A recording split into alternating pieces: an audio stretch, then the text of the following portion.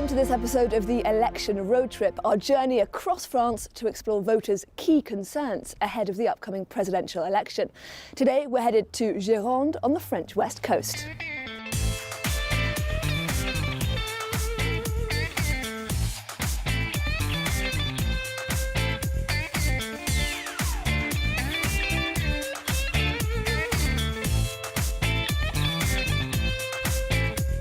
We're by the seaside once again, this time on the Atlantic coast in Soulac-sur-Mer, a town all too aware of the realities of climate change. Rising sea levels here are a constant threat.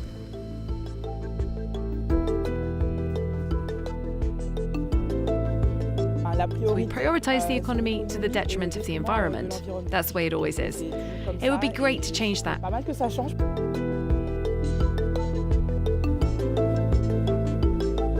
We're restabilising the ground so plants can regrow and preserve the stock of sand, rather than having it flow out to sea. We have less than 10 years in which to radically change our current climate trajectory. If the candidates' election campaigns don't reflect that urgency now, well, we should be worried about what that means for the next government. Here in France, climate change is driving ever more heat waves, wildfires and floods.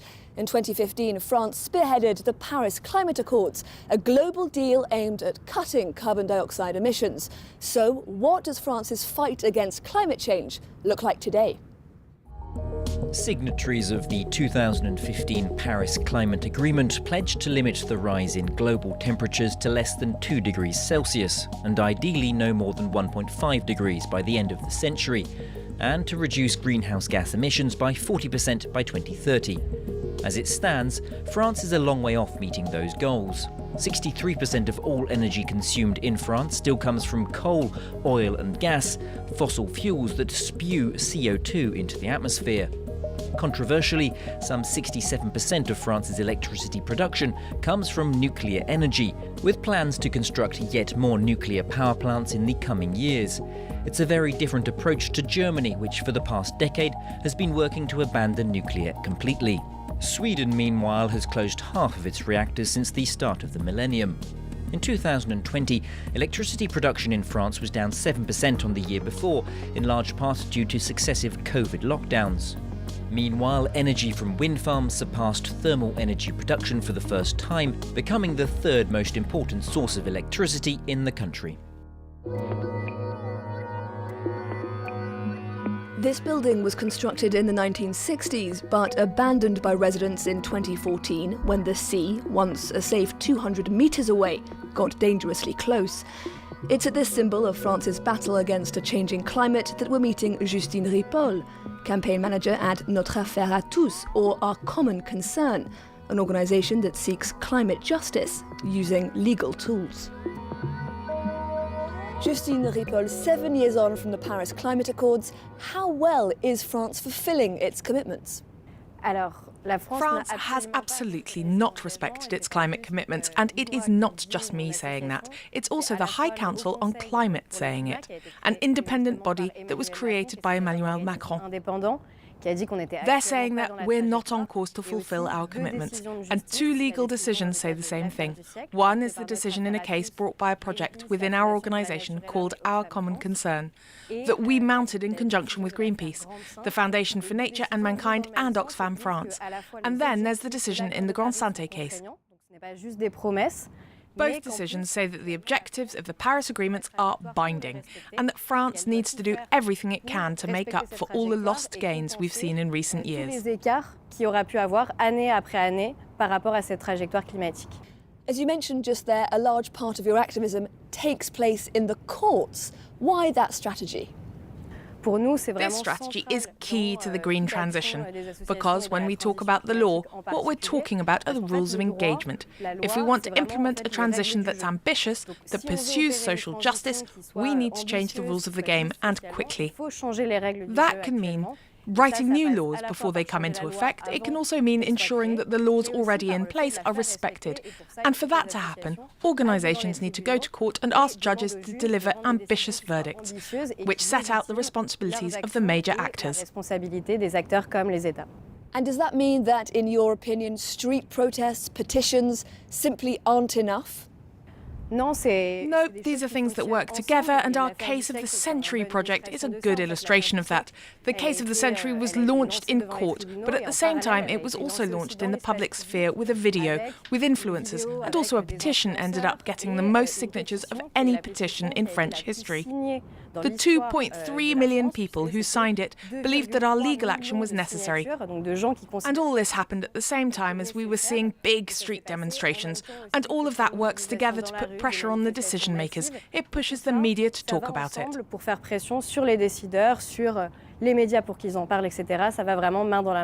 Do you think that presidential candidates are dedicating enough time and resources to the question of the environment? Alors, pas du tout. Le climat et l'écologie en général. Not at all. Right now, the question of the climate and the environment aren't at the heart of this presidential election. We've even published a survey that we update that tries to express that frustration in a concrete way. This week, 2.7% of the candidates' campaigning time was dedicated to the question of the environment. That doesn't match how big an issue the climate is for French voters. L'enjeu climatique. And it doesn't reflect how urgently we need to implement change. We have less than 10 years in which to radically change our current climate trajectory. If the candidates' election campaigns don't reflect that urgency now, well, we should be worried about what that means for the next government.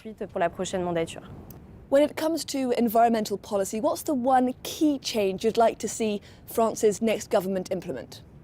What we really want to do is to shore up the judicial impact of our work and actually the impact of the law more generally.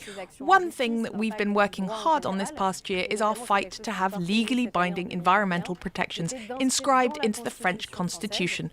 Protections that cover everything from biodiversity to the fight against climate change. And that's because, again, we don't want just promises. We want it to be part of our constitution. We want these protections to have the same constitutional weight as all of our fundamental rights and freedoms. Justine Ripoll, thank you very much.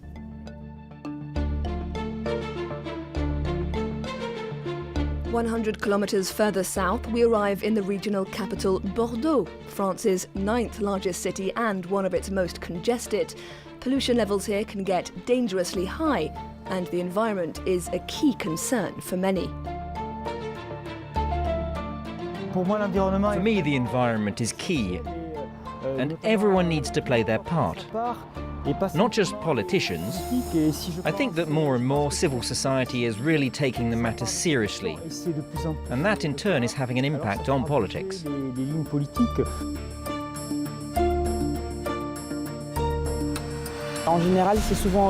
Everything revolves around the economy because we live in a capitalist society, and that means we prioritise the economy to the detriment of the environment. That's the way it always is. It would be great to change that because presidential candidates won't be around for as long as young people are going to be alive for a lot longer. We're the ones who are going to be dealing with the consequences.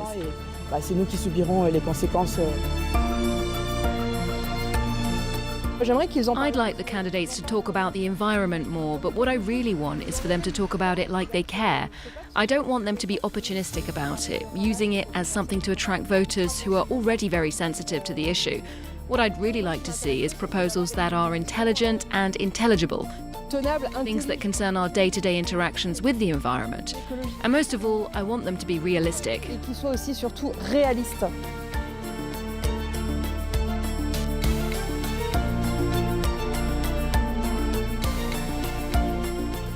Towns and cities across France are coming to the realisation that climate change isn't just something that affects other places, and the challenge of adapting to this new reality is often a race against the clock. Karina Chabour reports. It's known for its surfing, but its beaches are eroding. In Lacanau, on France's southwestern coast near Bordeaux, the shoreline is receding an average of 2 meters a year.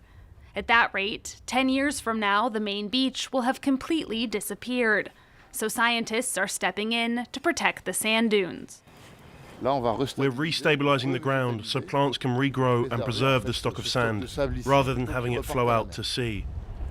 This year's winter has been mild, so workers at France's National Forestry Office are building up reserves. The wind comes from the west, so it brings sand in from the sea. We're going to try to trap it here. Why?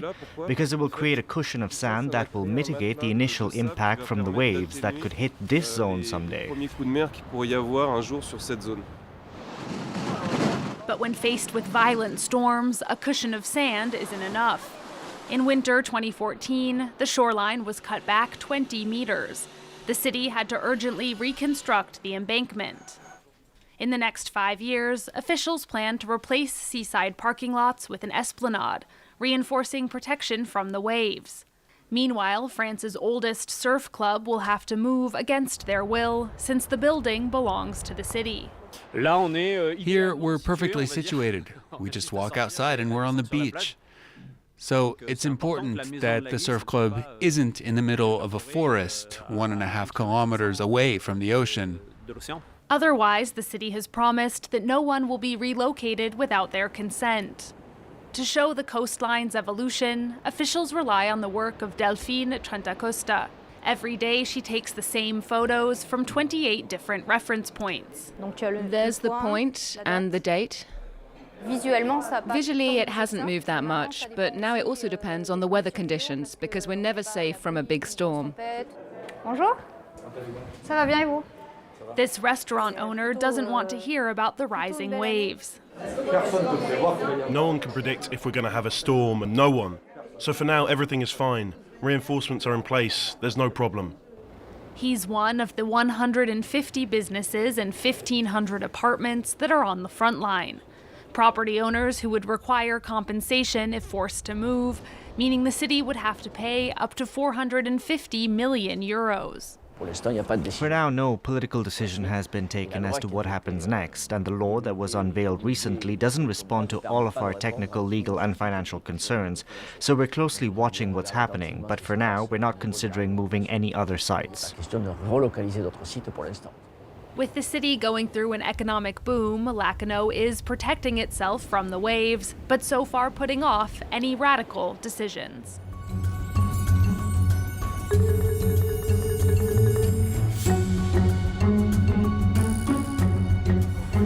That brings us to the end of this episode of our election road trip in Gironde. For our next stop, we're heading to the northwest of the country, to the city of Nantes, to talk security.